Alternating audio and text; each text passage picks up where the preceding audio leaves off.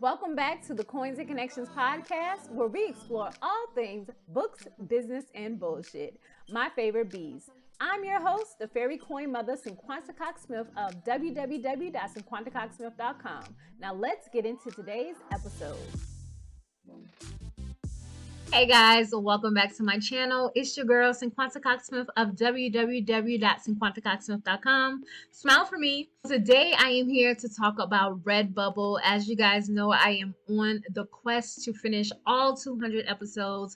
I'm super excited to be on camera today, just so you guys can see my face. It's been a while, but I am trying my best to make the most of things. I have just not been in the mood to do a lot of recording on camera, and it's taken me a lot of time to plan out these episodes just with facts, information, and things that will be useful to you guys. Just leave you on a good tip with information about these different platforms. Thank you so much for sticking with me throughout these episodes, throughout the past couple of years. I think it's about 4 years at this point with the podcast, with the YouTube channel, and everything that I do.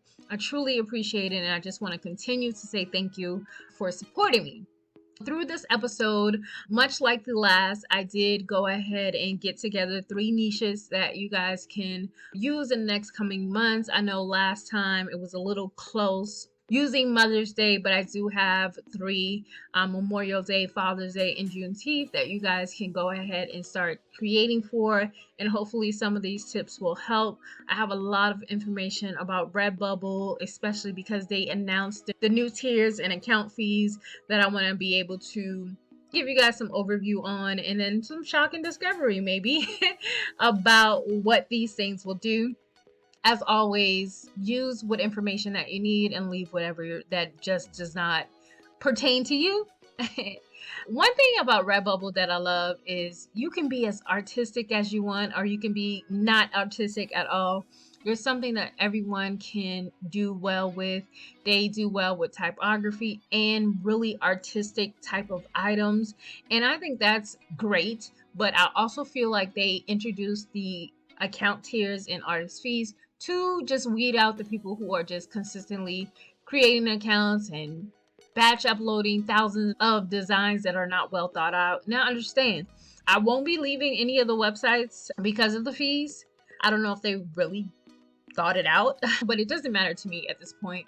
I enjoy using the platform. One big thing about Redbubble is they do fan art. So you can use any of the Netflix shows that they have up to create art for things like Bridgerton or Outer Banks. And also, I think there's another one that is very popular. Of course, there are some really good Netflix shows that they have on there that you can create fan art for and submit that for your chance to be able to create for those type of shows.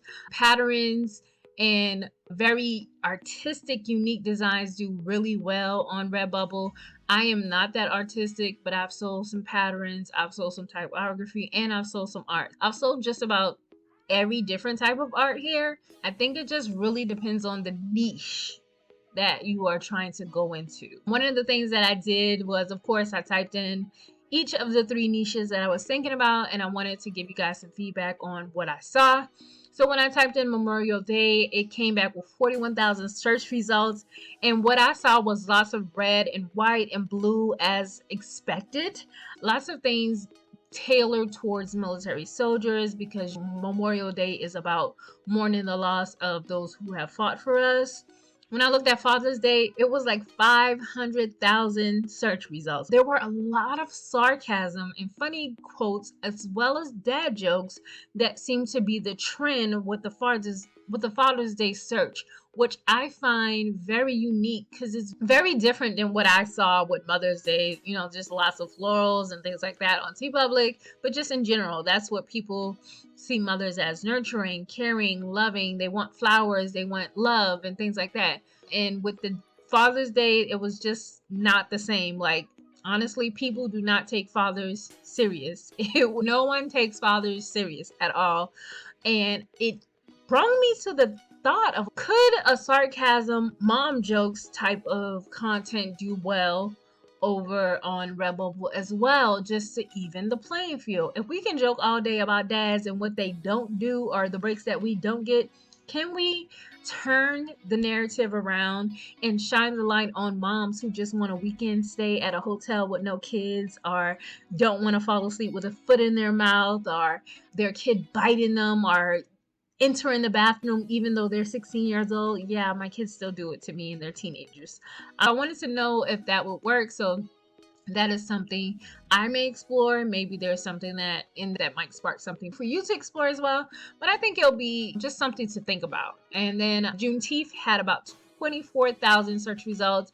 A lot of the same styles: the United Flags, the word Juneteenth, the words 1865, freedom, just a lot of the same things. If anyone has a new perspective on a new design or a new way to get the thoughts and feelings of Juneteenth across in an artistic way, I think you could do really well, because people are consistently buying the same thing, especially with that free-ish. Oh my gosh, just out of control.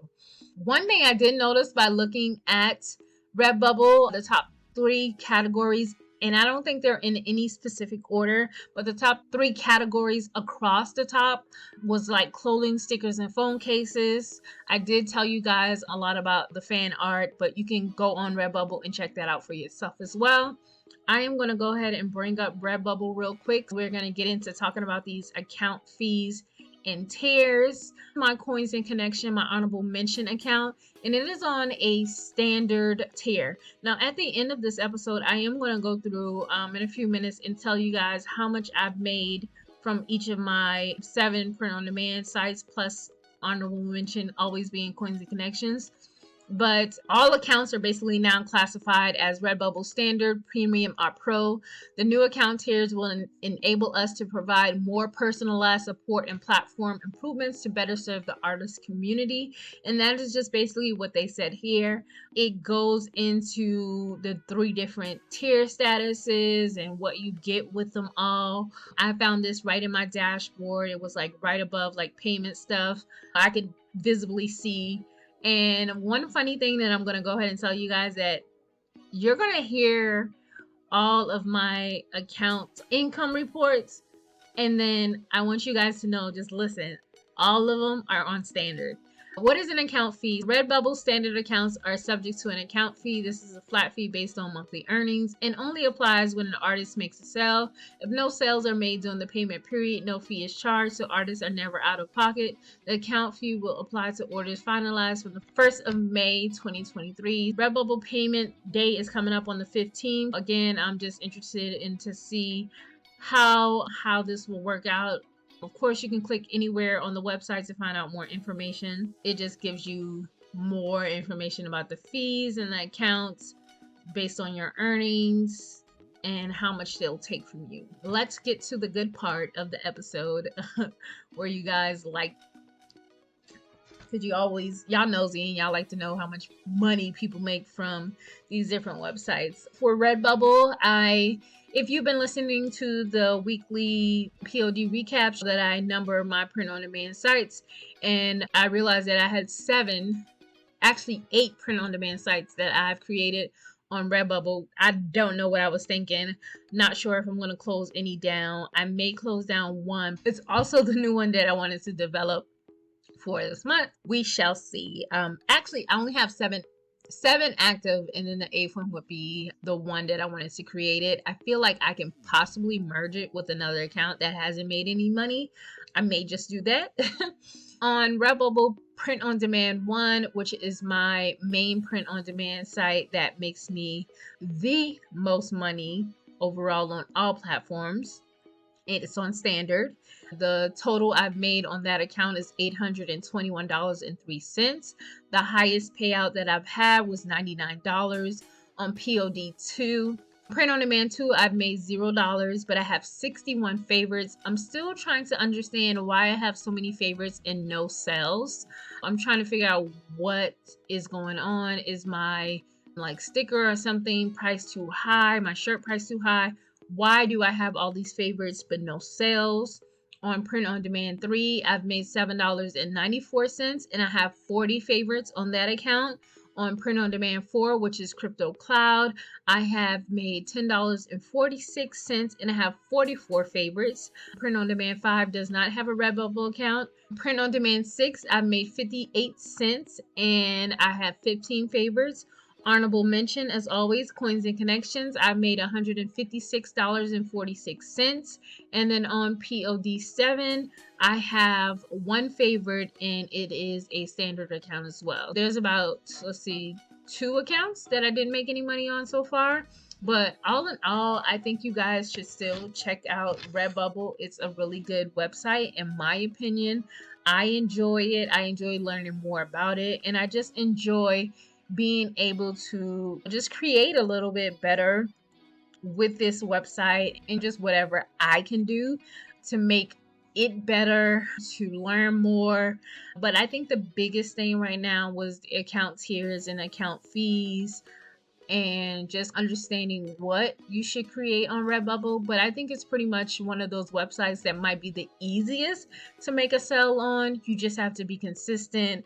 On the 2 accounts that I've made the most money on, I do feel like I have over 50 or 60 designs, so that gives me more chances to actually make more money.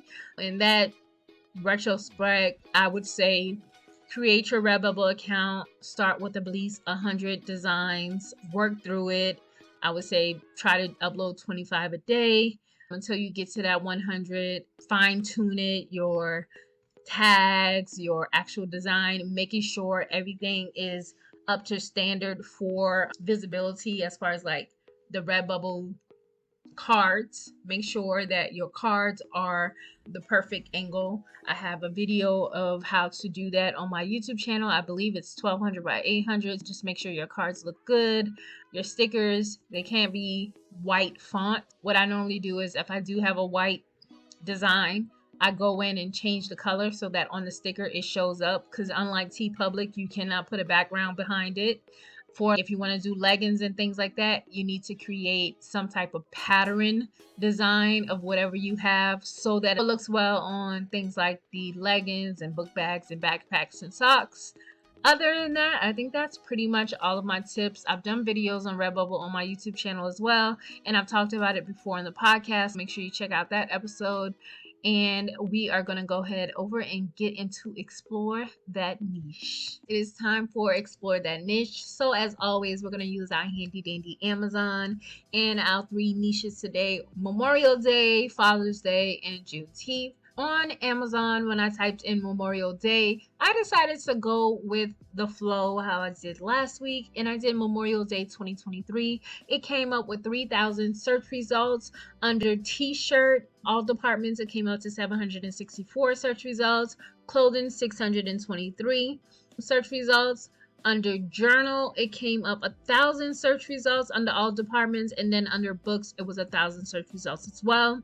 For Father's Day, under all departments, I did Father's Day 2023. I got 7,000 search results. For t-shirt, I got 5,000. For journal, I got 7,000. And then when I typed in Father's Day 2023 t-shirt under clothing, I got 5,000. And I did Father's Day 2023 books, I got 6,000. For Juneteenth, under all departments, I did Juneteenth 2023. I got 508 search results. With t-shirt, I got 369. And with journal, I got 18. And then I went into clothing. I did Juneteenth 2023 t-shirt. I got 391. Then I went under books. I did Juneteenth 2023 journal, and I got 17. So that just basically shows you where using 2023 will get you with Explore That Niche. For all of these niches that I have talked about throughout this entire episode, really good information here, especially with that Juneteenth. I'm not going to go into too many details of ideas that I have. Use your imagination, because listen, y'all hang on to every single word that I say, and it is scary. Get your own brain. I just give facts, and it's quite frank that you guys can do the same exact thing. I'm just giving keywords, like literally just giving keywords. And I always say, if you can't figure something out, then maybe this is not for you. Then maybe you're just not a creative person. But it's scary to think that I can't share just random ideas without someone taking it literal and like completely doing it. And I want to give you guys an example. In my Facebook group, I did a grief journal one time before, and when I tell you, it was like I was like, yeah, guys, let's all do our own take on a Chihuahua grief journal. And when I tell you, there were a few people who did the journal exactly the same way that I did it, and I was just like, that wasn't your idea. Just be mindful, and it might be you that's listening or watching today. Don't do that. Come up with your own thing, your own twists and spins on different things, and use your brain. God gave everyone one of those, but if your brain isn't for this, then that's just not for you. Until next time, peace.